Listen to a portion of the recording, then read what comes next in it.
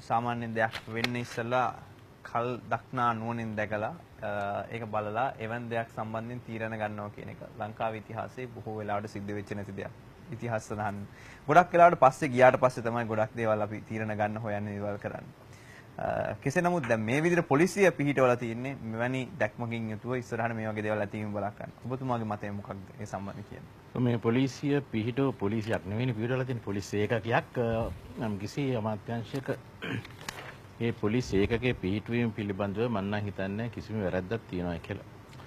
මොකද මට ඒක අමුතුවෙන් කියන්න ඕනේ නැහැ. දැන් පොලිස් මාධ්‍ය ප්‍රකාශකතුමා කිව්වා මේක පිළිබඳ නීතිමය තත්ත්වය මොකක්ද කියන එක. සහ පිටරටවලත් මේ වගේ ආයතන තියනවා කියන එක. මේ වගේ මේ ගැටුම්කාරී තත්ත්වයක් ලංකාවේ තියෙනවා. අපි බොරු කියන්න ඕනෙත් නැහැ. තියෙන ප්‍රශ්න හංගන්න ඕනෙත් නැහැ. මේ රටේ මූලික ප්‍රශ්නේ මම දකින්නේ මේ රට සිංහල බෞද්ධ රටක් හැටියට පිළිගැනීමට සිංහල බෞද්ධයන්ටවත් උවමනාවක් නැතිකම. මේ රට සිංහල බෞද්ධ රටක් කියලා කියන එක පැහැදිලිව නිර්භයව නොපැකිලිව කියන්න ඉන්නේ බොහොම ටික දෙනයි. අපිට කියලා දෙන කතාවක් තමයි මේක බහුසංස්කෘතික රටක් කියලා. මම බහුසංස්කෘතික නොවන රටවල් ලෝකේ කොහෙද තියෙන්නේ කියලා. හැම රටකම සංස්කෘතීන් කීපයක් තියෙනවා.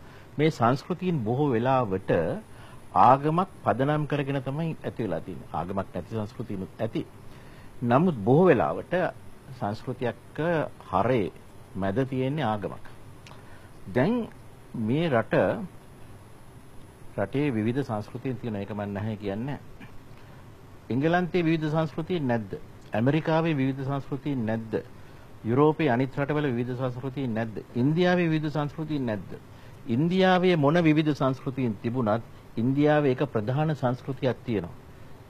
ඒක සමහර විට කියලා නැතුව ඇති ව්‍යවස්ථාවේ. ව්‍යවස්ථාවේ කියන දේ නෙමෙයි මන්නම් ගණන් ගන්න. කෙරෙන දේ. ව්‍යවස්ථාවේ කියලා තිබුණත් නැතත් ඉන්දියාවේ ප්‍රධාන සංස්කෘතිය හින්දු සංස්කෘතිය.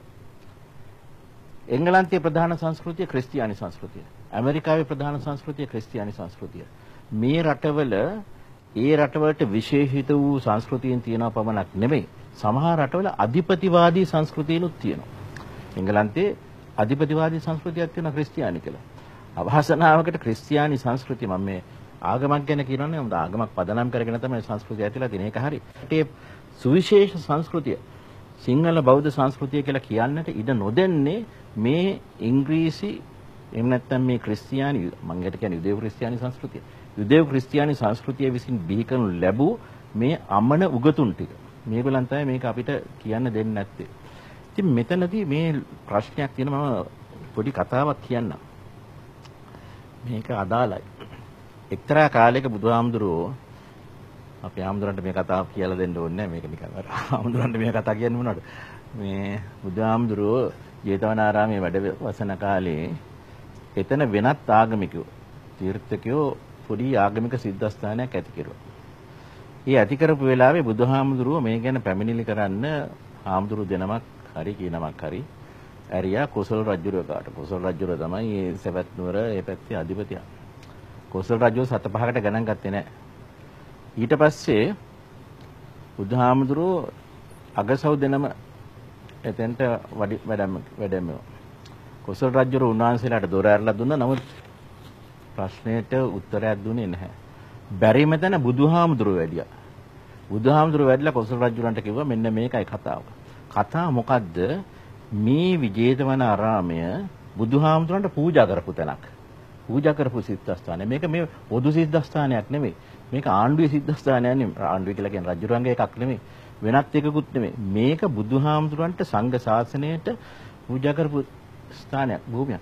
මේ භූමියේ වෙනත් අයෙකුට ආගමික සිද්ධාස්ථාන හදන්න බෑ. මේක තමයි බුදුහාමුදුරන්ගේ තර්කය වුණේ. ඒ තර්කය කොසල් රජු පිළිගත්තා. මම ඒ තර්කය ලංකාවට යොදවනවා. මේ රට කී වතාවක් බුදුහාමුදුරන්ට පූජා කරපු රටක්ද?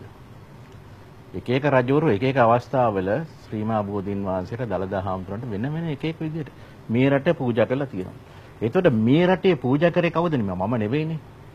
එහෙමත් ඔබතුමාවත් නෙවෙයි. මේක පූජා කරේ මේ රටේ රජවරු, බහරකාරවරු. ඒ බාරකාරය කියන්නේ මේ දේවානම්පියතිස්ස රජුරවන්ට මිහිඳු හාමුදුරුවෝ දුන්න උපදේශ අනුව තමයි බාරකාර කියන නම අපි මේක යොදන්නේ. ඒ බාරකරුවන් විසින් මේ රට බුදුහාමුදුරන්ට පූජා කරපු රටක්. එතකොට මේ රටේ බෞද්ධ නොවන කොහේ හරි ඕනම තැනක පේදුරු තුඩුවේ ඉඳලා දෙවුන්දර තුඩුව දක්වා මඩකලපුවේ ඉඳලා කොළඹ දක්වා මේ ඕනම තැනක බෞද්ධ නොවන සිද්ධාස්ථානයක් හදන්න බෑ. හදන්න බෑ.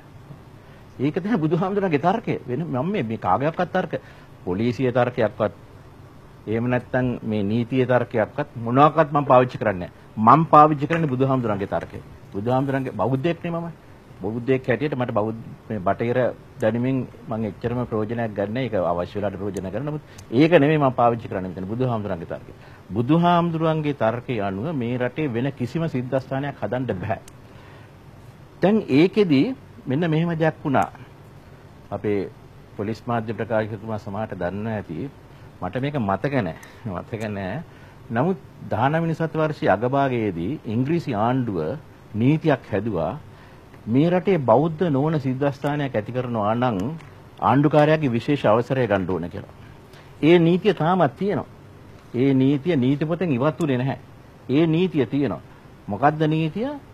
මේ රටේ බෞද්ධ නොවන සිද්ධාස්ථානයක් ඇති කරනවා නම් ඒක කොහෙද කවුද මොකද්ද කියන එක නෙමෙයි.